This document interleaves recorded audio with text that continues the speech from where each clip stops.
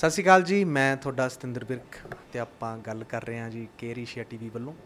ਤੇ ਜਿਵੇਂ ਕਿ ਆਪ ਸਭ ਨੂੰ ਪਤਾ ਹੀ ਹੈ, ਜਿੰਨੇ ਸਰੋਤੇ ਤੁਸੀਂ ਸਾਡੇ ਨਾਲ ਜੁੜੇ ਹੋਏ ਹੋ, ਕਿ ਆਪਾਂ ਹਰ ਵਾਰ ਦੀ ਤਰ੍ਹਾਂ ਵੱਖਰੇ ਵੱਖਰੇ ਟੌਪਿਕ ਤੇ ਵੱਖਰੀਆਂ ਵੱਖਰੀਆਂ ਸ਼ਖਸੀਅਤਾਂ ਜਿਹੜੀਆਂ ਉਹਨਾਂ ਦੇ ਨਾਲ ਤੁਹਾਡਾ ਜਿਹੜਾ ਰਾਬਤਾ ਉਹ ਕਰਾਉਂਦੇ ਰਹਿੰਦੇ ਹਾਂ। ਤੇ ਬਹੁਤ ਸਾਰੀ ਜਾਣਕਾਰੀ ਜਿਹੜੀ ਹੁੰਦੀ ਆ, ਜਿਹੜੇ ਉਹਨਾਂ ਵੱਲੋਂ ਆਪ ਜੀ ਨੂੰ ਦਿੱਤੀ ਜਾਂਦੀ ਆ, ਉਹ ਤੁਸੀਂ ਬੜੇ ਪਿਆਰ ਨਾਲ ਸੁਣਦੇ ਹੋ ਤੇ ਆਪਣੇ ਜਿਹੜੇ ਕਮੈਂਟ ਆ ਉਹ ਸਾਡੀਆਂ ਵੀਡੀਓਜ਼ ਦੇ ਥੱਲੇ ਦਿੰਦੇ ਹੋ।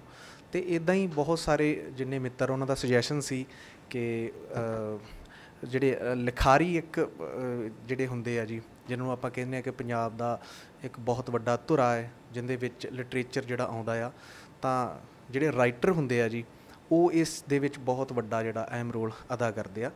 ਸੋ ਅਸੀਂ ਸ਼ੁਰੂਆਤ ਕਰਨ ਜਾ ਰਹੇ ਹਾਂ ਜੀ ਇਸ ਐਪੀਸੋਡ ਤੋਂ, ਕਿ ਆਪਾਂ ਜਿੰਨੇ ਵੀ ਲਿਟਰੇਚਰ ਨਾਲ ਸੰਬੰਧਿਤ ਬਹੁਤ ਮੰਨੇ ਪ੍ਰਮੰਨੀਆਂ ਸ਼ਖਸੀਅਤਾਂ, ਉਹਨਾਂ ਦੇ ਨਾਲ ਆਪ ਜੀ ਦੀ ਜਿਹੜੀ ਮੁਲਾਕਾਤ ਆ ਉਹ ਅਸੀਂ ਕਰਾਉਂਦੇ ਰਹੀਏ। ਅਤੇ ਅੱਜ ਅਸੀਂ ਬੈਠੇ ਹਾਂ ਜੀ ਜੀਰੇ, ਅਤੇ ਇੱਕ ਬਹੁਤ ਵੱਡੀ ਸ਼ਖਸੀਅਤ ਲਿਖਣ ਦੇ ਖੇਤਰ ਦੇ ਵਿੱਚ, ਜਿਨ੍ਹਾਂ ਨੂੰ ਮੇਰੀ ਜਾਣ ਪਛਾਣ ਦੇ ਜਿਹੜੇ ਮੁਹਤਾਜ ਨਹੀਂ ਹੈਗੇ, ਪੰਜਾਬ ਚੇਤਨਾ ਲਹਿਰ ਦੇ ਨਾਲ ਉਹ ਜੁੜੇ ਹੋਏ ਨੇ, ਅਤੇ ਬਹੁਤ ਸਾਰੀਆਂ ਸਮਾਜ ਸੇਵੀ ਸੰਸਥਾਵਾਂ ਜਿਹੜੀਆਂ ਨੇ ਉਹਨਾਂ ਦੇ ਨਾਲ ਜੁੜ ਕੇ ਉਹ ਵਾਤਾਵਰਨ ਦਿਵਸ ਜਿਹੜਾ ਪਿੱਛੇ ਹੋਇਆ ਜੀ, ਵਿਸ਼ਵ ਵਾਤਾਵਰਨ ਦਿਵਸ, ਉਹ ਵੀ ਉਹਨਾਂ ਨੇ ਔਰਗੇਨਾਈਜ਼ ਕੀਤਾ ਅਤੇ ਮਨਾਇਆ। ਅਤੇ ਇਸ ਤੋਂ ਇਲਾਵਾ ਆਪ ਜੀ ਨੇ ਲਿਖਣ ਦੇ ਖੇਤਰ ਦੇ ਵਿੱਚ ਬਹੁਤ ਮੱਲਾਂ ਮਾਰੀਆਂ ਨੇ, ਅਤੇ ਨਾਲ ਦੀ ਨਾਲ ਦੂਰਦਰਸ਼ਨ 'ਤੇ ਬਹੁਤ ਸਾਰੇ ਜਿਹੜੇ ਪ੍ਰੋਗਰਾਮ ਜਿਹੜੇ ਉਹਨਾਂ ਵੱਲੋਂ ਆਯੋਜਿਤ ਕੀਤੇ ਜਾਂਦੇ, ਉਹਨਾਂ ਨੂੰ ਉਹਨਾਂ ਦੇ ਵਿੱਚ ਸ਼ਿਰਕਤ ਕਰਕੇ ਬਹੁਤ ਤਰ੍ਹਾਂ ਦੀਆਂ ਜਿਹੜੀਆਂ ਜਾਣਕਾਰੀਆਂ ਵਾਤਾਵਰਨ ਨਾਲ ਸੰਬੰਧਿਤ ਆ, ਸਿਹਤ ਨਾਲ ਸੰਬੰਧਿਤ ਆ, ਕੁਝ ਸਮਾਜਿਕ ਚੀਜ਼ਾਂ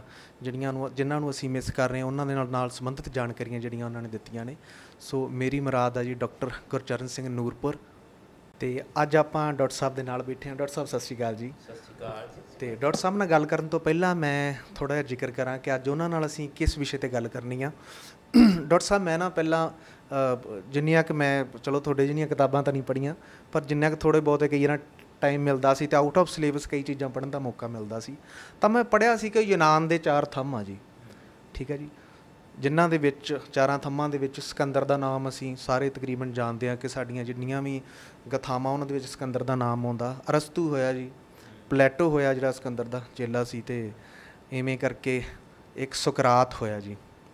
ਸੁਕਰਾਤ ਜਿਹੜਾ ਸੀ ਇਹ ਬਹੁਤ ਵੱਡਾ ਦਾਰਸ਼ਨਿਕ ਅਤੇ ਫਿਲੋਸਫਰ ਸੀ, ਅਤੇ ਮੈਂ ਸੁਕਰਾਤ ਦੇ ਨਾਲ ਸੰਬੰਧਿਤ ਥੋੜ੍ਹਾ ਬਹੁਤਾ ਲਿਟਰੇਚਰ ਪੜ੍ਹਿਆ ਸੀ, ਪਰ ਮੈਨੂੰ ਇੱਕ ਬੁੱਕ ਆ ਜਿਹੜੀ ਉਹ ਮੇਰੇ ਫਰੈਂਡ ਨੇ ਜੀ ਗਿਫਟ ਕੀਤੀ, ਸੁਕਰਾਤ ਕਦੇ ਮਰਦਾ ਨਹੀਂ। ਸੋ ਜਦੋਂ ਮੈਂ ਇਹ ਬੁੱਕ ਨੂੰ ਪੜ੍ਹਨਾ ਸ਼ੁਰੂ ਕੀਤਾ, ਅਤੇ ਉਸ ਦੇ ਪਹਿਲੇ ਪੰਨੇ 'ਤੇ ਜਿਹੜਾ ਆਪ ਜੀ ਦਾ ਨਾਮ ਜਿਹੜਾ ਸੀ ਉਹ ਉਕਰਿਆ ਹੋਇਆ ਸੀ, ਅਤੇ ਮੈਂ ਹੈਰਾਨ ਹੋ ਗਿਆ ਕਿ ਸਰ ਨੇ ਲਿਖੀ ਹੋਈ ਆ, ਅਤੇ ਇਹਨੂੰ ਮੈਂ ਜ਼ਰੂਰ ਪੜ੍ਹਾਂਗਾ। ਸੋ ਆਹ ਬੁੱਕ ਤੁਹਾਡੇ ਸਾਹਮਣੇ ਮੈਂ ਦਿਖਾ ਰਿਹਾ ਜੀ। ਇਹ ਡਾਕਟਰ ਗੁਰਚਰਨ ਸਿੰਘ ਨੂਰਪੁਰ ਜੀ ਉਹਨਾਂ ਦੇ ਦੁਆਰਾ ਲਿਖੀ ਗਈ ਬੁੱਕ ਆ, ਅਤੇ ਇਹਦੇ ਵਿੱਚ ਬਹੁਤ ਵਧੀਆ ਸੁਕਰਾਤ ਦੇ ਨਾਲ ਸੰਬੰਧਿਤ ਕਈ ਇੱਦਾਂ ਦੀਆਂ ਗੱਲਾਂ ਜਿਨ੍ਹਾਂ ਨੂੰ ਅਜੇ ਸ਼ਾਇਦ ਸਾਨੂੰ ਪਤਾ ਨਹੀਂ ਹੈਗਾ। ਬਹੁਤ ਸਾਰੀਆਂ ਬੁੱਕਸ ਦੇ ਵਿੱਚ ਬਹੁਤ ਸੋਹਣੀਆਂ ਜਾਣਕਾਰੀਆਂ ਜਿਹੜੀਆਂ ਸੁਕਰਾਤ ਬਾਰੇ ਦਿੱਤੀਆਂ ਗਈਆਂ ਨੇ, ਪਰ ਉਹਨਾਂ ਜਾਣਕਾਰੀਆਂ ਦੇ ਨਾਲ ਹੋਰ ਵੀ ਵਾਧਾ ਮੈਂ ਕਰਦੀ ਇੱਕ ਹੋਰ ਕਿਤਾਬ ਜਿਹੜੀ ਆ ਡਾਕਟਰ ਸਾਹਿਬ ਵੱਲੋਂ ਛਪੀ ਆ।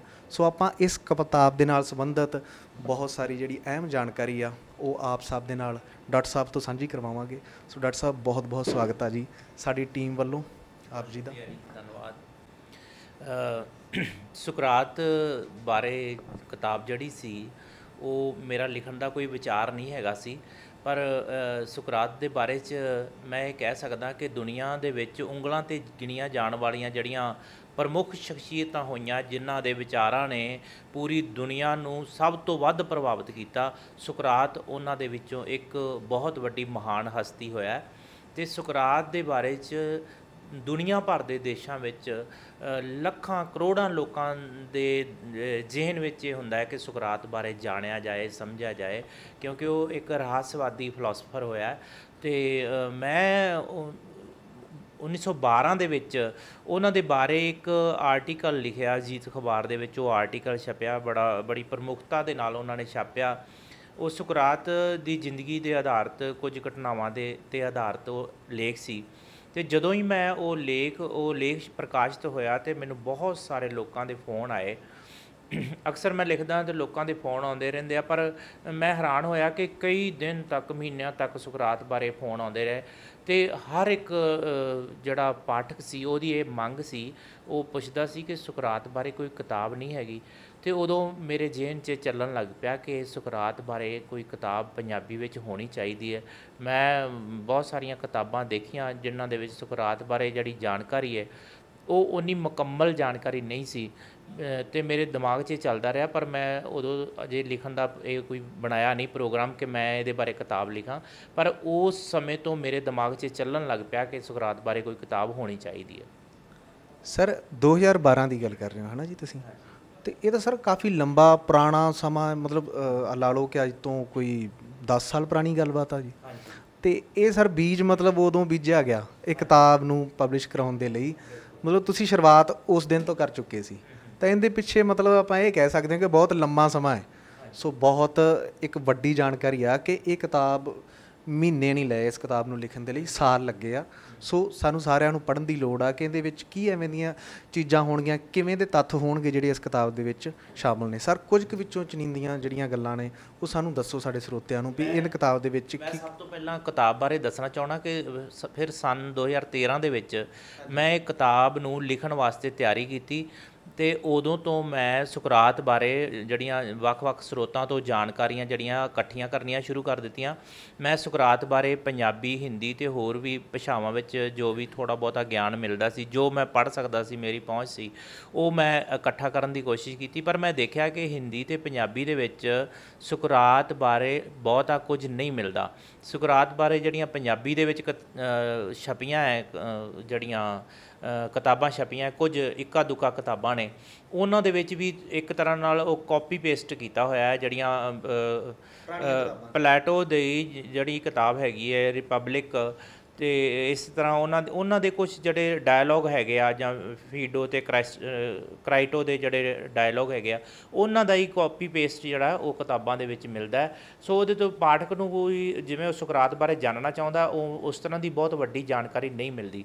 ਸੋ ਮੈਂ ਫਿਰ ਇਹ ਸੋਚਿਆ ਕਿ ਕਿਉਂ ਨਾ ਸੁਕਰਾਤ ਦੇ ਬਾਰੇ ਇੱਕ ਨਾਵਲ ਲਿਖਿਆ ਜਾਏ ਜਿਹਦੇ ਵਿੱਚ ਕੁਝ ਕਲਪਨਾ ਹੋਵੇ, ਕੁਝ ਸੁਕਰਾਤ ਦੀ ਸ਼ਖਸੀਅਤ ਨੂੰ ਉਭਾਰਿਆ ਜਾਵੇ। ਤੇ ਉਸ ਸਮੇਂ ਦੇ ਜਿਹੜੇ ਹਾਲਾਤ ਸਨ, ਜੋ ਉਸ ਸਮੇਂ ਦੇ ਜਿਹੜੇ ਰਾਜਨੀਤਿਕ, ਚਾਹੇ ਸਮਾਜਿਕ, ਚਾਹੇ ਧਾਰਮਿਕ ਹਾਲਾਤ ਸਨ, ਉਹਨਾਂ ਨੂੰ ਮੱਦੇਨਜ਼ਰ ਰੱਖ ਕੇ ਕਿਤਾਬ ਦੀ ਸਿਰਜਣਾ ਕੀਤੀ ਜਾਵੇ। ਮੈਂ ਉਦੋਂ ਤੋਂ ਇਹ ਸਮਝ ਲਓ ਕਿ 2013 ਤੋਂ ਮੈਂ ਸ਼ੁਰੂ ਕੀਤੀ ਤੇ 2021 ਦੇ ਵਿੱਚ ਇਹ ਕਿਤਾਬ ਛਪੀ। ਇਹ ਕਿਤਾਬ ਦੇ ਸੰਗਮ ਪਬਲੀਕੇਸ਼ਨ ਵਾਲਿਆਂ ਨੇ ਇਹ ਕਿਤਾਬ ਨੂੰ ਛਾਪਿਆ।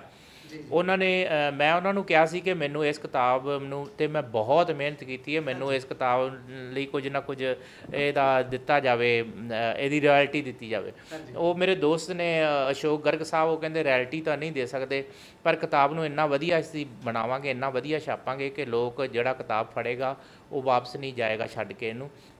ਉਹਨਾਂ ਨੇ ਕਿਤਾਬ ਵਾਕਈ ਬਹੁਤ ਵਧੀਆ ਪੇਪਰ ਲਾ ਕੇ ਛਾਪੀ, ਬਹੁਤ ਵਾਜਬ ਰੇਟ ਰੱਖਿਆ। ਇਹ ਕਿਤਾਬ ਦੀ ਵਿਲੱਖਣਤਾ ਇਹ ਆ ਕਿ ਜਦੋਂ ਇਹ ਕਿਤਾਬ ਛਪੀ ਤੇ 3 ਮਹੀਨੇ 1100 ਕਾਪੀ ਛਾਪੀ ਸੀ ਪਹਿਲਾਂ ਅਸੀਂ, ਤੇ 3 ਮਹੀਨੇ ਦੇ ਵਿੱਚ ਇਹ ਕਿਤਾਬ ਵਿਕ ਗਈ, ਤੇ ਉਸ ਤੋਂ ਬਾਅਦ ਦੁਬਾਰਾ ਇਹਨੂੰ ਛਾਪਣਾ ਪਿਆ। ਅੱਛਾ, ਦੁਬਾਰਾ ਫਿਰ ਇਹਦਾ ਸਰ ਸੈਕੰਡ ਐਡੀਸ਼ਨ ਉਹ ਵੀ ਤੁਸੀਂ ਦਿੱਤਾ। ਇਹ ਸਰ ਪੰਜਾਬੀ ਦੇ ਵਿੱਚ ਹੀ, ਜਿੱਦਾਂ ਕਿ ਮੇਰੇ ਕੋਲ ਤਾਂ ਪੰਜਾਬੀ 'ਚ ਹੀ ਆਈ ਆ ਸਰ, ਇਸ ਤੋਂ ਇਲਾਵਾ ਹੋਰ ਵੀ ਕਿਸੇ ਭਾਸ਼ਾ ਦੇ ਵਿੱਚ ਕਿਤਾਬ ਛਪੀ ਹੈ ਜੀ?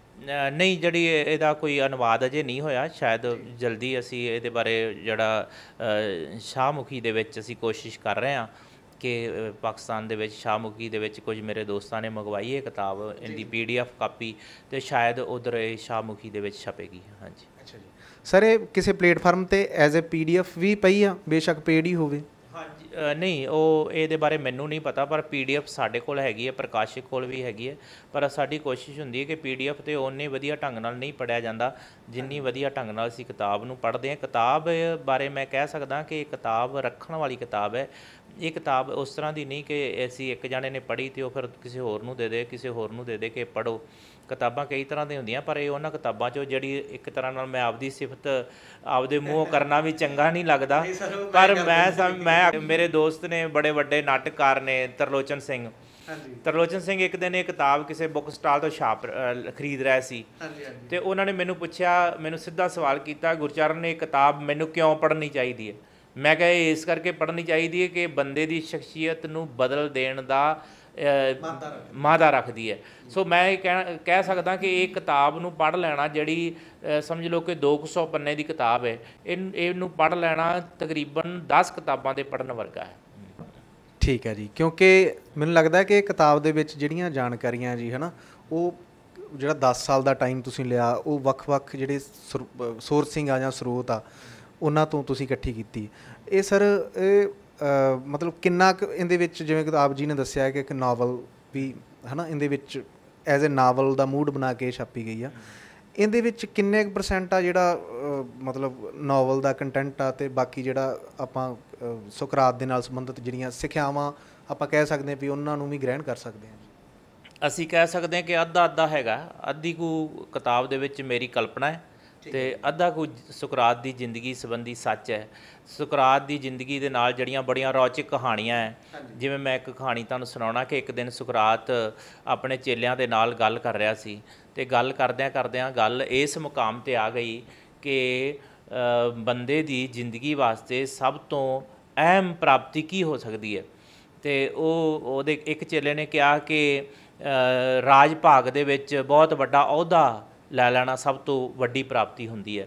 ਫਿਰ ਕੋਈ ਹੋਰ ਚੇਲਾ ਉਹਦਾ ਬੋਲਿਆ ਅਤੇ ਉਹਨੇ ਕਿਹਾ ਕਿ ਗਿਆਨ ਹਾਸਲ ਕਰ ਲੈਣਾ ਸਭ ਤੋਂ ਵੱਡੀ ਪ੍ਰਾਪਤੀ ਹੁੰਦੀ ਹੈ। ਕਿਸੇ ਹੋਰ ਚੇਲੇ ਨੇ ਕਿਹਾ ਕਿ ਧਨ ਦੌਲਤ ਇਕੱਠੀ ਕਰ ਲੈਣੀ ਸਭ ਤੋਂ ਵੱਡੀ ਪ੍ਰਾਪਤੀ ਹੁੰਦੀ ਹੈ। ਅਖੀਰ ਦੇ ਵਿੱਚ ਜਦੋਂ ਉਹਨਾਂ ਨੇ ਸੁਕਰਾਤ ਨੂੰ ਪੁੱਛਿਆ ਕਿ ਤੁਸੀਂ ਦੱਸੋ ਕਿ ਤੁਹਾਡੇ ਅਨੁਸਾਰ ਸਭ ਤੋਂ ਵੱਡੀ ਪ੍ਰਾਪਤੀ ਕੀ ਹੋ ਸਕਦੀ ਹੈ, ਅਤੇ ਸੁਕਰਾਤ ਦਾ ਜਿਹੜਾ ਜਵਾਬ, ਉਹ ਜਵਾਬ ਬੜਾ ਵਿਲੱਖਣ ਸੀ। ਉਹਨੇ ਕਿਹਾ ਕਿ ਮਨੁੱਖ ਹੋਣਾ, ਮਨੁੱਖ ਦਾ ਮਨੁੱਖ ਹੋਣਾ, ਇਨਸਾਨ ਹੋਣਾ, ਸਹੀ ਅਰਥਾਂ ਵਿੱਚ ਇਨਸਾਨ ਹੋਣਾ, ਉਹ ਸਭ ਤੋਂ ਵੱਡੀ ਪ੍ਰਾਪਤੀ ਹੁੰਦੀ ਹੈ। ਸੋ ਇਸ ਤਰ੍ਹਾਂ ਦੀਆਂ ਬੜੀਆਂ ਰੌਚਕ ਕਥਾਵਾਂ ਨੇ।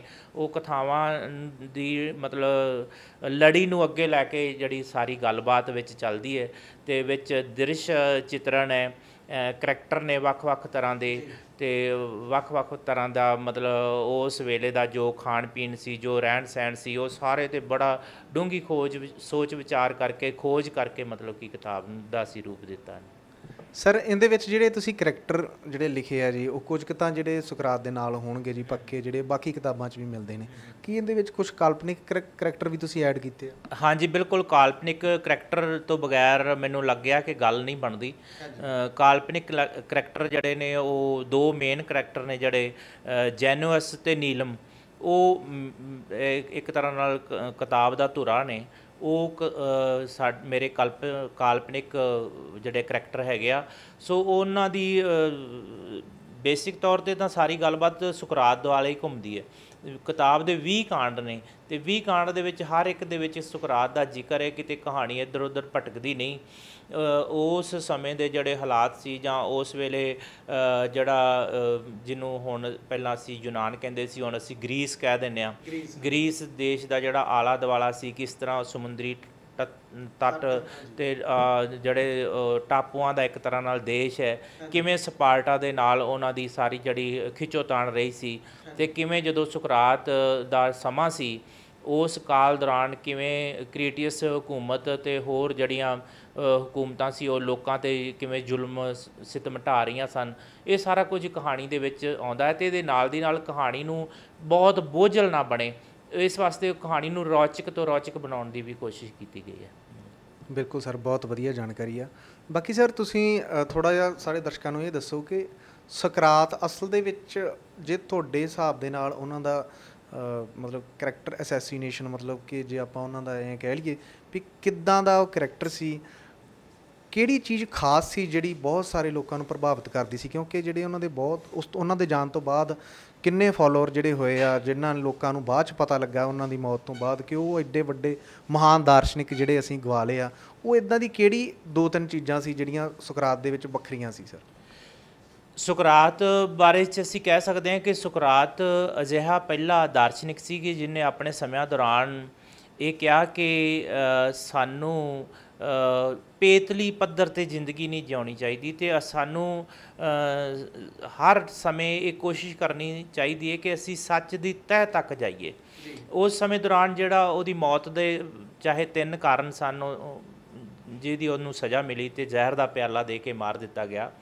ਉਹਦੇ ਵਿੱਚ ਇੱਕ ਕਾਰਨ ਇਹ ਵੀ ਸੀ ਕਿ ਉਸ ਸਮੇਂ ਉਹਨੇ ਸੂਰਜ ਨੂੰ ਕਿਹਾ ਕਿ ਉਹ ਸੂਰਜ ਅੱਗ ਦਾ ਇੱਕ ਗੋਲਾ ਹੈ, ਉਸ ਵੇਲੇ ਇਹ ਕਿਹਾ ਜਾਂਦਾ ਸੀ ਕਿ ਸੂਰਜ ਜਿਹੜਾ ਹੈ ਉਹ ਇੱਕ ਤਰ੍ਹਾਂ ਨਾਲ ਦੇਵਤਾ ਹੈ ਤੇ ਸਾਡੇ ਤੇ ਕਿਰਪਾ ਕਰਦਾ ਹੈ।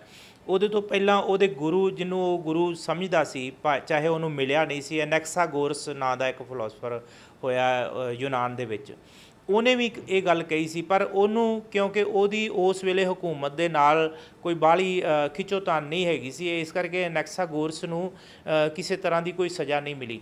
ਜਦੋਂ ਸੁਕਰਾਤ ਨੇ ਇਸ ਗੱਲ ਨੂੰ ਹੋਰ ਉਭਾਰਿਆ ਤਾਂ ਉਹ ਇੱਕ ਗੱਲ ਵੀ ਉਹਦੀ ਮੌਤ ਦਾ ਕਾਰਨ ਬਣੀ।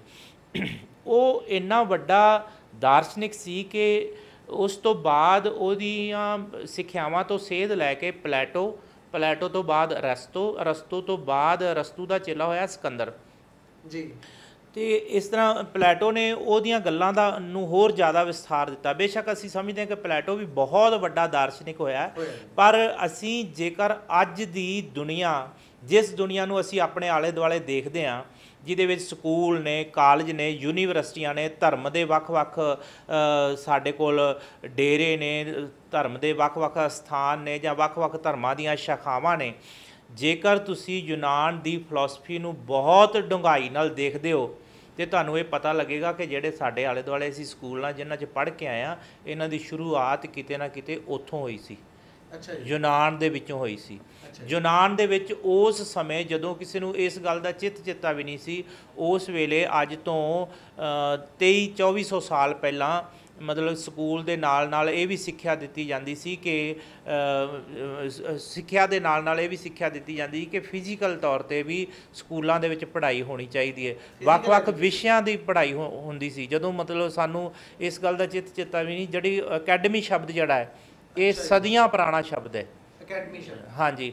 ਸੋ ਇਸ ਕਰਕੇ ਉਸ ਵੇਲੇ ਅਸੀਂ ਇਸ ਕਹਿ ਸਕਦੇ ਹਾਂ ਕਿ ਦੁਨੀਆ ਅੱਜ ਜਿਸ ਦੌਰ ਵਿੱਚ ਜੀ ਰਹੀ ਹੈ, ਜਿਸ ਤਰ੍ਹਾਂ ਦੀਆਂ ਤਰਜੀਹਾਂ ਤੇ ਇਸ ਸਮਾਜ ਦੀ ਉਸਾਰੀ ਹੋਈ ਹੈ, ਉਹਦੀ ਸ਼ੁਰੂਆਤ ਕਿਤੇ ਨਾ ਕਿਤੇ ਯੂਨਾਨ ਤੋਂ ਹੋਈ ਮਿਲਦੀ ਹੈ। ਤੇ ਬਹੁਤ ਸਾਰੇ ਧਰਮ ਜਦੋਂ ਅਸੀਂ ਪੜ੍ਹਾਂਗੇ ਅੱਜ ਤੋਂ 2700 ਸਾਲ ਪਹਿਲਾਂ, ਉਹਨਾਂ ਲੋਕਾਂ ਨੇ ਇਹ ਗੱਲ ਕਹੀ ਕਿ ਧਰਤੀਆਂ ਹੋਰ ਵੀ ਹੋ ਸਕਦੀਆਂ, ਸੂਰਜ ਹੋਰ ਵੀ ਹੋ ਸਕਦੇ ਆ।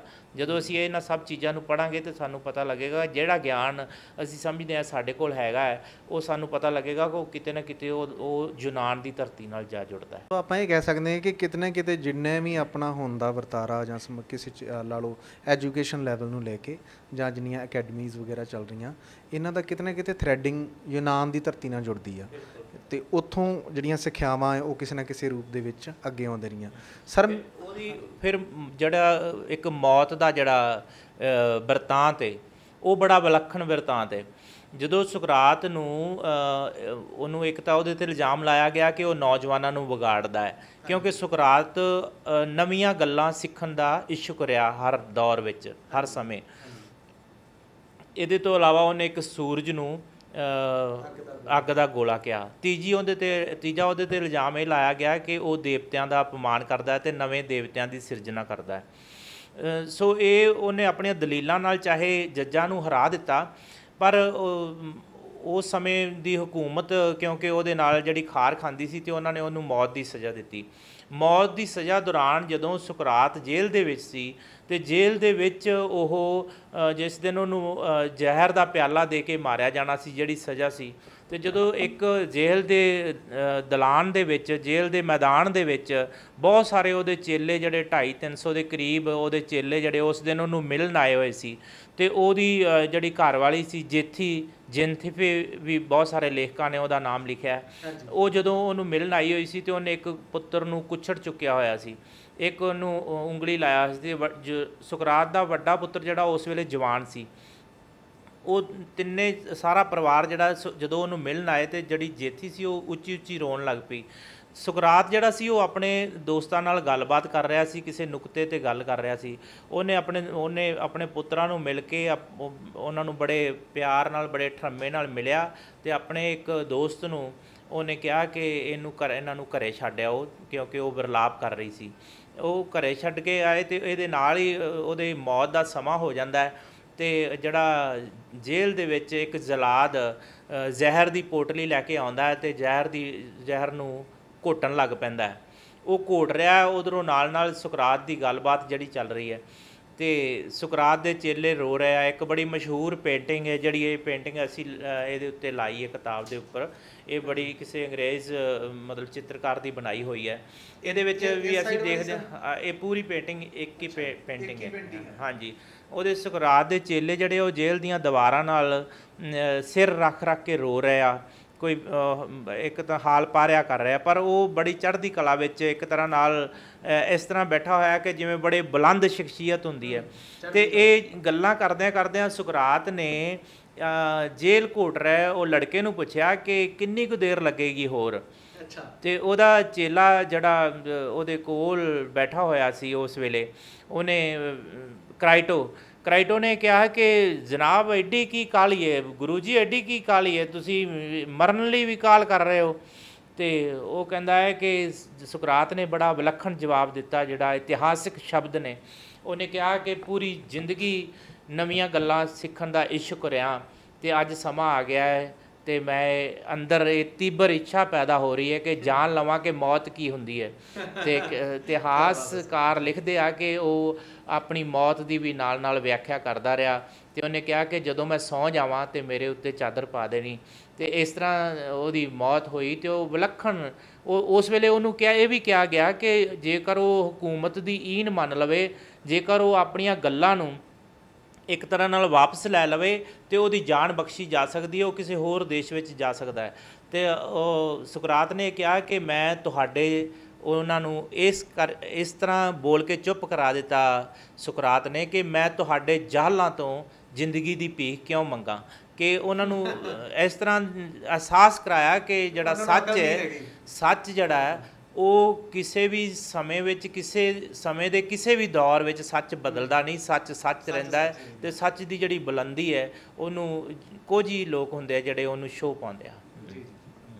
ਸਰ ਬਹੁਤ ਵਿਲੱਖਣ ਅਤੇ ਬਹੁਤ ਵਧੀਆ ਜਾਣਕਾਰੀ ਜਿਹੜੀ ਤੁਸੀਂ ਵੀ ਦਿੱਤੀ ਆ ਸਰ। ਮਤਲਬ ਇਹ ਵੀ ਆਪਾਂ ਦੇਖ ਸਕਦੇ ਹਾਂ ਸਰ ਕਿ ਇਹਦੇ ਵਿੱਚ ਐਵੇਂ ਦਾ ਸਮਾਂ ਜ਼ਰੂਰ ਆਇਆ ਕਿ ਇੱਕ ਕੰਪਰੋਮਾਈਜ਼ਿੰਗ ਵਾਲੀ ਟੀਮ ਵੀ ਉਹਨਾਂ ਤੱਕ ਪਹੁੰਚੀ ਹੋਊਗੀ ਕਿ ਤੁਸੀਂ ਆਪਣੀ ਵਿਚਾਰਧਾਰਾ ਜਿਹੜੀ ਉਹ ਚੇਂਜ ਕਰ ਲਓ।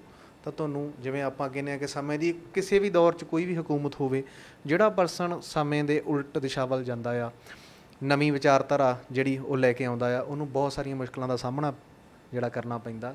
ਇੱਥੋਂ ਤੱਕ ਕਿ ਕਈ ਵਾਰ ਆਪਦੀ ਜਾਨ ਦਾ ਵੀ ਸੌਦਾ ਕਰਨਾ ਪੈਂਦਾ। ਪਰ ਜਿਹੜੇ ਮਹਾਨ ਦਾਰਸ਼ਨਿਕ, ਮਹਾਨ ਲੋਕ ਹੁੰਦੇ, ਉਹ ਕਦੀ ਵੀ ਕੰਪਰੋਮਾਈਜ਼ ਨਹੀਂ ਕਰਦੇ ਆਪਦੀ ਵਿਚਾਰਧਾਰਾ ਦੇ ਨਾਲ।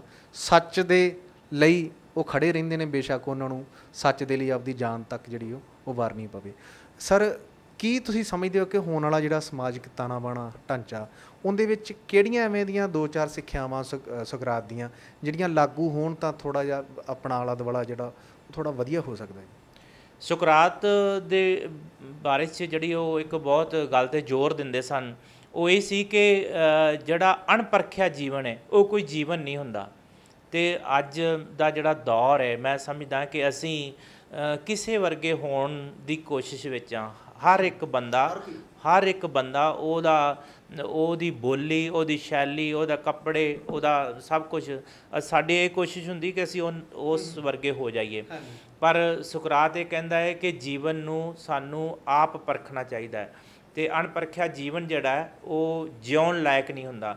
ਸੋ ਸੁਕਰਾਤ ਮੈਂ ਸਮਝਦਾ ਕਿ ਹਰ ਦੌਰ ਦੇ ਵਿੱਚ ਪੈਦਾ ਹੁੰਦਾ ਹੈ। ਹਰ ਦੌਰ ਦੇ ਵਿੱਚ ਜਿਹੜੀਆਂ ਸਮਾਜ ਦੇ ਵਿੱਚ ਵਧੀਕੀਆਂ ਹੁੰਦੀਆਂ ਹੈ, ਕਿਸੇ ਨਪੀੜੀ ਧਿਰ ਦੇ ਖਿਲਾਫ ਜਿਹੜੀ ਆਵਾਜ਼ ਬੁਲੰਦ ਹੁੰਦੀ ਹੈ, ਉਹ ਮੈਂ ਸਮਝਦਾ ਸੁਕਰਾਤ ਦੀ ਆਵਾਜ਼ ਹੁੰਦੀ ਹੈ। ਸੋ ਸੁਕਰਾਤ ਇੱਕ ਅਜਿਹਾ ਪਾਤਰ, ਇੱਕ ਅਜਿਹਾ ਕਰੈਕਟਰ ਹੈ ਜਿਹੜਾ ਹਕੂਮਤਾਂ ਨੂੰ ਸ਼ਰੇ ਬਾਜ਼ਾਰ ਖੜ੍ਹ ਕੇ ਲਲਕਾਰ ਸਕਦਾ ਹੈ, ਅਤੇ ਉਹਨਾਂ ਨੂੰ ਦੱਸ ਸਕਦਾ ਹੈ ਕਿ ਸੱਚਾਈ ਇਹ ਆ। ਲੋਕਾਂ ਨੂੰ ਦੱਸ ਸਕਦਾ ਹੈ ਕਿ ਚਾਹੇ ਕਿੰਨੀ ਵੱਡੀ ਵੀ ਕੀਮਤ ਸੱਚ ਦੇ ਬਾਰੇ 'ਚ ਅਦਾ ਕਿਉਂ ਨਾ ਕਰਨੀ ਪਵੇ, ਪਰ ਸੱਚ ਜਿਹੜਾ ਉਹ ਸੱਚ ਰਹੇਗਾ, ਅਤੇ ਲੋਕ ਜਿਹੜੇ ਨੇ ਉਹ ਸੱਚ ਬੋਲਦੇ ਰਹਿਣਗੇ, ਅਤੇ ਜਿੱਤ ਹਮੇਸ਼ਾ ਸੱਚਾਈ ਦੀ ਹੁੰਦੀ ਰਹੇਗੀ। ਸੋ ਅੱਜ ਵੀ ਅਸੀਂ ਸਮਝਦੇ ਹਾਂ ਕਿ ਸਾਡੇ ਸਮਾਜ ਦੀ ਬਹੁਤ ਗਿਣਤੀ ਜਿਹੜੀ ਹੈ ਉਹ ਇੱਕ ਵਹਾਅ ਵਿੱਚ ਚੱਲਦੀ ਹੈ। ਇੱਕ ਅਸੀਂ ਦੇਖਦੇ ਹਾਂ ਕਿ ਜਿੱਧਰ ਨੂੰ ਬਹੁਤ ਸਾਰੇ ਲੋਕ ਵਹਿ ਗਏ, ਉਸੇ ਪਾਸੇ ਨੂੰ ਉਹ ਲੋਕ ਤੁਰ ਜਾਂਦੇ ਆ। ਪਰ ਸੁਕਰਾਤ ਅਜਿਹੀ ਇੱਕ ਸ਼ਖਸੀਅਤ ਹੈ, ਉਹ ਕਹਿੰਦਾ ਹੈ ਕਿ ਹਰ ਚੀਜ਼ ਨੂੰ ਤੁਸੀਂ ਪਹਿਲਾਂ ਉਹਨੂੰ ਪਰਖੋ, ਫਿਰ ਉਹਦਾ ਨਿਰੀਖਣ ਕਰੋ, ਫਿਰ ਉਹਦੇ 'ਤੇ ਇੱਕ ਤਰ੍ਹਾਂ ਨਾਲ ਉਹਦਾ ਅਧਿਐਨ ਕਰੋ, ਅਤੇ ਫਿਰ ਉਸ ਗੱਲ ਨੂੰ ਮੰਨੋ। ਉਹਨੇ ਇਹ ਵੀ ਇਸ ਗੱਲ 'ਤੇ ਵੀ ਜ਼ੋਰ ਦਿੱਤਾ ਕਿ ਮੇਰੀਆਂ ਗੱਲਾਂ ਨੂੰ ਵੀ ਐਵੇਂ ਨਾ ਮੰਨ ਲੈਣਾ ਪਹਿਲਾਂ ਉਹਨਾਂ ਨੂੰ ਆਪਣੇ ਜੀਵਨ ਵਿੱਚ ਲਾਗੂ ਕਰਕੇ ਵੇਖਣਾ, ਫਿਰ ਉਹਨਾਂ ਨੂੰ ਮੰਨਣਾ, ਫਿਰ ਉਹਨਾਂ ਨੂੰ ਸਮਝਣਾ। ਮਤਲਬ ਕਿ ਸੁਕਰਾਤ ਦੀਆਂ ਸਿੱਖਿਆਵਾਂ ਲੈ ਕੇ ਅਸੀਂ ਸਮਾਜਿਕ ਤਬਦੀਲੀ ਆ ਉਹਦੀ ਆਸ ਕਰ ਸਕਦੇ ਹਾਂ ਕਿ ਸੁਕਰਾਤ ਜਿਹੜਾ ਆ ਇਹ ਸਰ ਮੈਨੂੰ ਥੋੜ੍ਹਾ ਇਹਦੇ ਬਾਰੇ ਵੀ ਜਾਣਕਾਰੀ ਦਿਓ ਕਿ ਜਿਹੜੇ ਆਪਣੇ ਪੰਜਾਬੀ ਸਿਲੇਬਸ ਆ ਜਿਹੜੀਆਂ ਆਪਣੀਆਂ ਕਲਾਸਾਂ ਦੇ ਵਿੱਚ ਪੜ੍ਹਾਏ ਜਾਂਦੇ ਉਹਦੇ ਵਿੱਚ ਕਿਸੇ ਸਿਲੇਬਸ ਦੇ ਵਿੱਚ ਸੁਕਰਾਤ ਦੇ ਬਾਰੇ ਜਾਣਕਾਰੀ ਮਿਲਦੀ ਆ?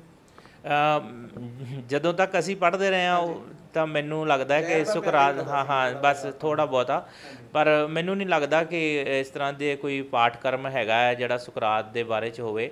ਪਰ ਸੁਕਰਾਤ ਦੀ ਜਿਹੜੀ ਵਿਚਾਰਧਾਰਾ ਹੈ ਉਹ ਮੈਂ ਸਮਝਦਾ ਹਰ ਬੰਦੇ ਨੂੰ ਪੜ੍ਹਨੀ ਚਾਹੀਦੀ ਹੈ। ਸੁਕਰਾਤ ਦੇ ਬਾਰੇ 'ਚ ਪੜ੍ਹਨਾ, ਸੁਕਰਾਤ ਦੇ ਬਾਰੇ 'ਚ ਜਾਣਨਾ ਜਿਹੜਾ ਹੈ ਉਹ ਸਦੀਆਂ ਤੋਂ ਇੱਕ ਅਜਿਹੀ ਸ਼ਖਸੀਅਤ ਰਿਹਾ ਹੈ ਸੁਕਰਾਤ ਕਿ ਲੋਕ ਸਦੀਆਂ ਤੋਂ ਇਹ ਜਾਣਨ ਦੀ ਕੋਸ਼ਿਸ਼ ਕਰਦੇ ਰਹੇ ਕਿ ਉਹ ਕਿਸ ਤਰ੍ਹਾਂ ਦਾ ਮਨੁੱਖ ਸੀ। ਮਿਸਟਰੀ ਰਹੀ ਆ। ਹਾਂਜੀ ਬਿਲਕੁਲ। ਅਤੇ ਸੁਕਰਾਤ ਦੇ ਬਾਰੇ 'ਚ ਬੜੀ ਇੱਛਾ ਹੁੰਦੀ ਲੋਕਾਂ ਦੀ ਉਹ ਜਾਣੀਏ ਸਮਝੀਏ ਕਿ ਉਹ ਕਿਸ ਤਰ੍ਹਾਂ ਦੀ ਸ਼ਖਸੀਅਤ ਸੀ।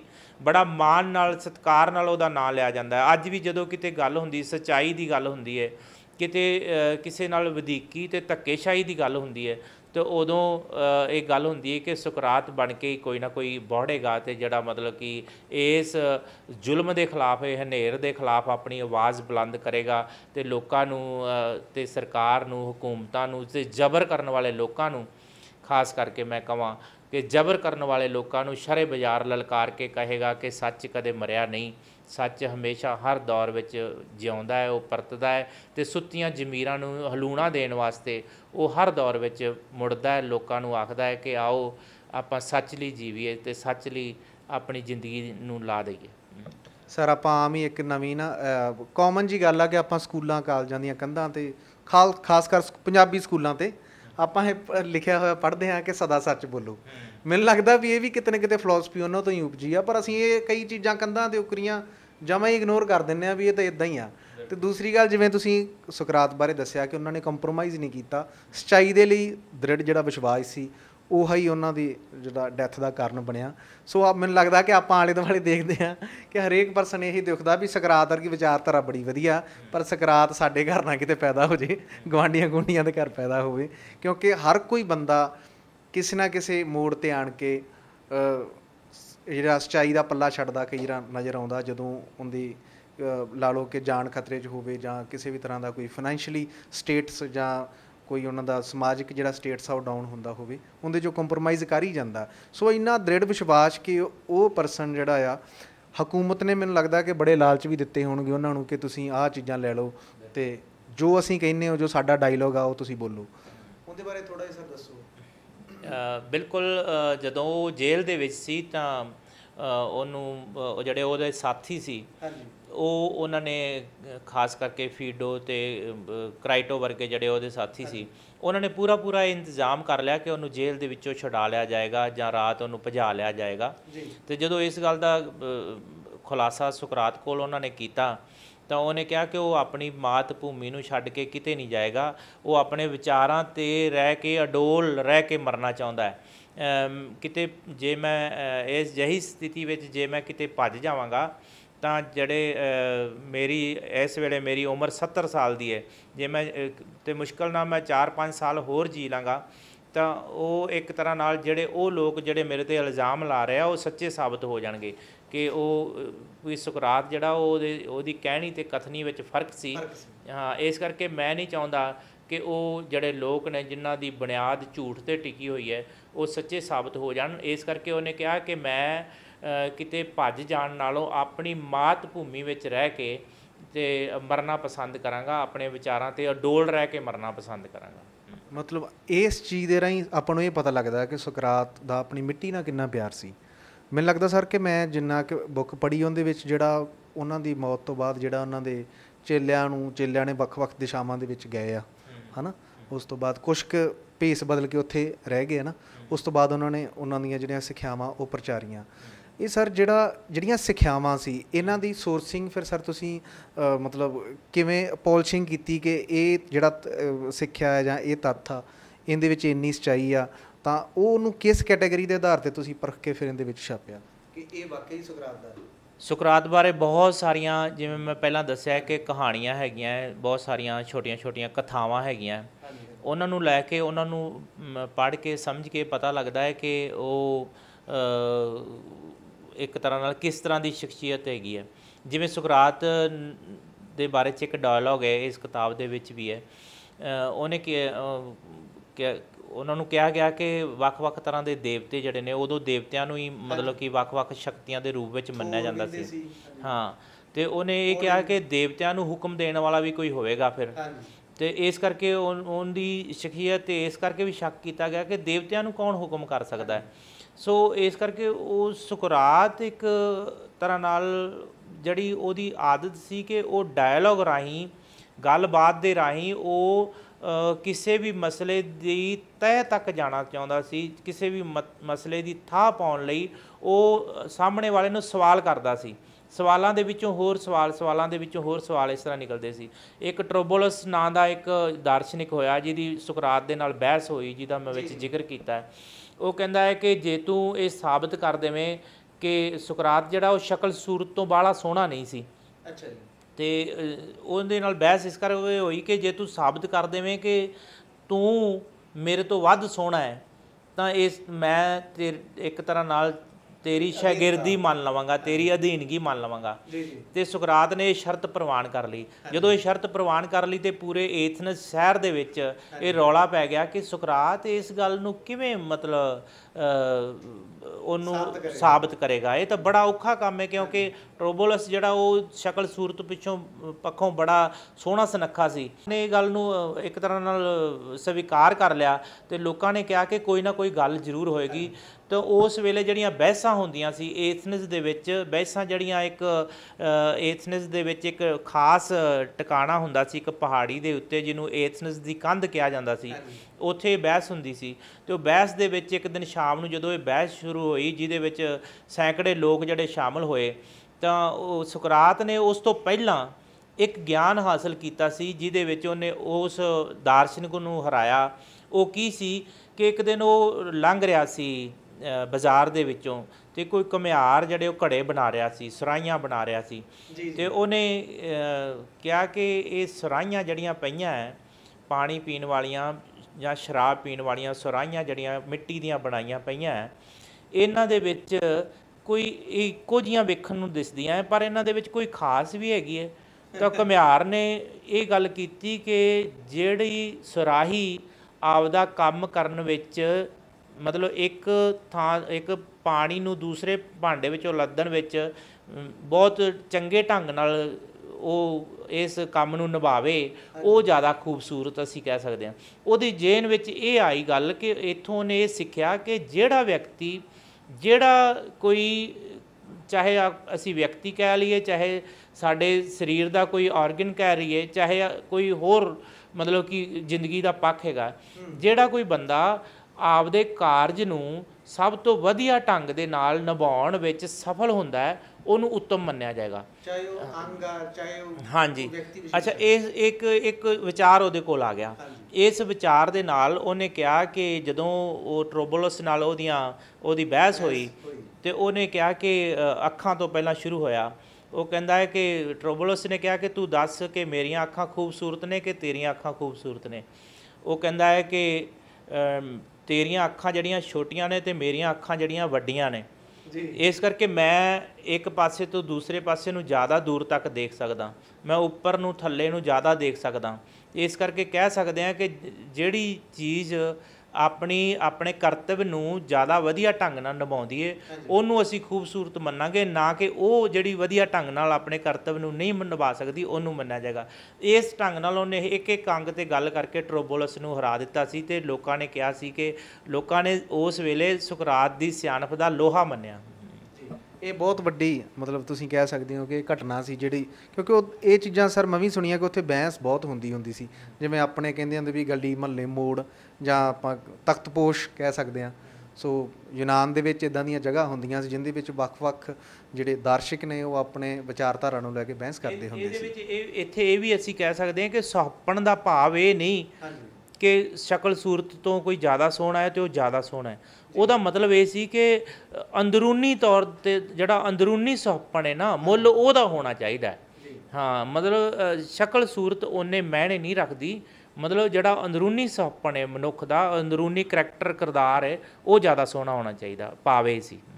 ਸੀਰਤ ਦੀ ਗੱਲ ਆਪਾਂ ਕਹਿ ਰਹੇ ਹਾਂ ਕਿ ਸੀਰਤ ਪੱਖੋਂ ਜਾਂ ਜਿਹੜਾ ਔਰਗਨ ਲੱਗੇ ਆ ਸਾਡੇ, ਉਹ ਕੰਮ ਕਿੰਨੇ ਵਧੀਆ ਤਰੀਕੇ ਨਾਲ ਕਰ, ਉਹਨਾਂ ਦੀ ਕਾਰਜਸ਼ੈਲੀ ਜਿੰਨੀ ਜ਼ਿਆਦਾ ਵਧੀਆ ਤੇ ਉਹ ਓਬਵੀਅਸਲੀ ਹੈ ਕਿ ਜ਼ਿਆਦਾ ਵਧੀਆ ਹੋਊਗਾ, ਚਾਹੇ ਉਹ ਨੱਕ ਆ, ਕੰਨ ਆ, ਮੂੰਹ ਆ ਜਾਂ ਸਾਡੀਆਂ ਅੱਖਾਂ ਨੇ। ਜਿਵੇਂ ਗੁਰਬਾਣੀ ਵਿੱਚ ਵੀ ਗੁਰੂ ਨਾਨਕ ਦੇਵ ਜੀ ਮਹਾਰਾਜ ਨੇ ਬੜੇ ਸਪਸ਼ਟ ਤੇ ਸਾਨੂੰ ਤਾਕੀਦ ਕੀਤੀ ਕਿ ਗਲੀ ਅਸੀਂ ਚੰਗੀਆਂ ਆਚਾਰੀ ਬੁਰੀਆਂ, ਮਨ ਕਸੁੱਧਾ ਕਾਲੀਆਂ ਬਾਹਰ ਚਿਟਵੀਆਂ, ਕਿ ਬਾਹਰੋਂ ਲਿਸ਼ਕਿਆ ਪੁਸ਼ਕਿਆ ਤੇ ਬਾਹਰੋਂ ਬਣਿਆ ਠਣਿਆ ਕੀ ਕਰੇਗਾ ਜੇ ਸਾਡੇ ਅੰਦਰ ਕਾਲਖਾਂ ਭਰੀਆਂ ਹੋਣਗੀਆਂ, ਉਹੀ ਗੱਲ ਹੈ। ਹਾਂਜੀ ਸਰ ਬਹੁਤ ਵਧੀਆ ਜਾਣਕਾਰੀ, ਜਿਹੜੀਆਂ ਕੁਝ ਚੀਜ਼ਾਂ ਤੁਸੀਂ ਸਾਡੇ ਨਾਲ ਸ਼ੇਅਰ ਕੀਤੀਆਂ ਜਿਹੜੀ ਬੁੱਕ ਦੇ ਵਿੱਚ ਆ।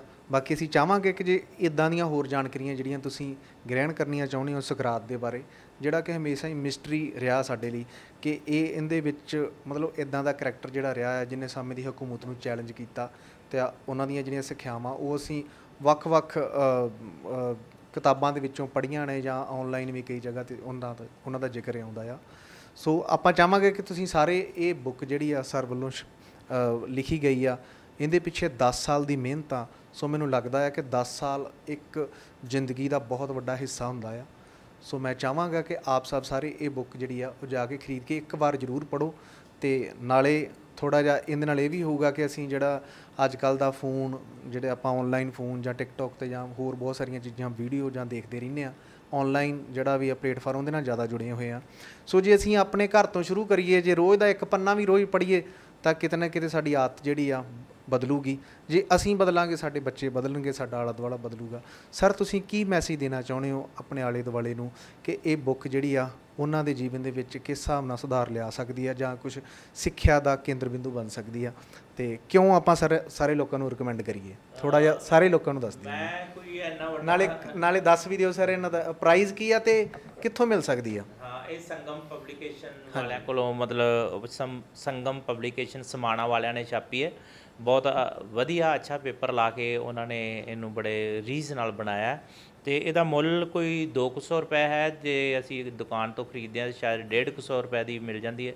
ਅਤੇ ਇਹ ਬਹੁਤ, ਮੈਂ ਸਮਝਦਾ ਕਿ ਇੱਕ ਅਜਿਹੀ ਕਿਤਾਬ ਹੈ ਜਿਹਦੇ ਲਈ ਮੈਂ ਬਹੁਤ ਮਿਹਨਤ ਕੀਤੀ, ਅਤੇ ਬਹੁਤ ਸਾਰੀਆਂ ਕਿਤਾਬਾਂ ਪੜ੍ਹੀਆਂ, ਕਈ ਉਹ ਵੀ ਕਿਤਾਬਾਂ ਪੜ੍ਹੀਆਂ ਕਿ ਉਸ ਸਮੇਂ ਦੇ ਹਾਲਾਤ ਜਿਹੜੇ ਉਹ ਕੀ ਹੋ ਸਕਦੇ ਆ। ਹਾਂਜੀ, ਫਿਰ ਮੈਂ ਇਹਦੇ ਵਾਸਤੇ ਇਹ ਵੀ ਕੀਤਾ ਕਿ ਜਿਹੜਾ, ਕਿਉਂਕਿ ਉਹ ਸਮੁੰਦਰੀ ਇਲਾਕਾ ਸੀ, ਅਤੇ ਫਿਰ ਮੈਂ ਇਹ ਕੋਸ਼ਿਸ਼ ਕੀਤੀ ਕਿ ਮੈਂ ਜੇ ਬਾਹਰ ਨਹੀਂ ਜਾ ਸਕਦਾ ਉਸ ਸਮੇਂ ਦੌਰਾਨ, ਕਿਉਂਕਿ ਰੁਝੇਵੇਂ ਜਿਹੇ ਸੀ, ਅਤੇ ਮੈਂ ਇੱਧਰ ਜਿਵੇਂ ਸਾਡੇ ਕੰਨਿਆ ਕੁਮਾਰੀ, ਤਾਮਿਲਨਾਡੂ, ਕੇਰਲਾ, ਉਹਨਾਂ ਇਲਾਕਿਆਂ ਵਿੱਚ ਜਾ ਕੇ ਮੈਂ ਸਮੁੰਦਰੀ ਇਲਾਕੇ ਨੂੰ ਥੋੜ੍ਹਾ ਬਹੁਤਾ ਸਮਝਿਆ, ਅਤੇ ਉਹਦੇ ਮਤਲਬ ਕਿ ਮੈਂ ਲਿਖਣ ਲਈ ਮੈਨੂੰ ਲੱਗਿਆ ਕਿ ਸਮੁੰਦਰ ਦੇ ਇਲਾਕੇ ਜਿਹੜੇ ਇਸ ਤਰ੍ਹਾਂ ਦੇ ਹੁੰਦੇ ਆ, ਇਸ ਤਰ੍ਹਾਂ ਦਾ ਉੱਥੇ ਤਾਣਾ ਬਾਣਾ ਹੁੰਦਾ, ਇਸ ਤਰ੍ਹਾਂ ਦਾ ਉੱਥੇ ਖਾਣ ਪੀਣ ਹੁੰਦਾ, ਇਸ ਤਰ੍ਹਾਂ ਦੀਆਂ ਉੱਥੇ ਦ੍ਰਿਸ਼ ਹੁੰਦੇ ਆ, ਕਿਉਂਕਿ ਦ੍ਰਿਸ਼ ਦਾ ਜਿਹੜਾ ਚਿੱਤਰਨ ਹੈ ਉਹ ਬਹੁਤ ਜ਼ਰੂਰੀ ਹੈ। ਇਹਦੇ ਵਿੱਚ ਤੁਹਾਨੂੰ ਲੱਗੇਗਾ, ਤੁਸੀਂ ਜਿਵੇਂ ਪੜ੍ਹੀ ਹੈ, ਹਰ ਪੰਨੇ ਦੇ ਵਿੱਚ ਤੁਹਾਨੂੰ ਦ੍ਰਿਸ਼ ਦਿਸਣਗੇ, ਵੱਖੋ ਵੱਖਰੇ ਦ੍ਰਿਸ਼ ਦਿਸਣਗੇ, ਵੱਖੋ ਵੱਖਰੇ ਕਰੈਕਟਰ ਤਾਂ ਹੁੰਦੇ ਹੀ ਆ ਨਾਵਲ ਵਿੱਚ, ਪਰ ਜਿਹੜਾ ਦ੍ਰਿਸ਼ ਚਿੱਤਰਨ ਹੈ ਉਹ ਵੀ ਬਹੁਤ ਜ਼ਰੂਰੀ ਹੈ ਕਿ ਅਸੀਂ ਕਿਸ ਥਾਂ ਬਾਰੇ ਲਿਖ ਰਹੇ ਹਾਂ।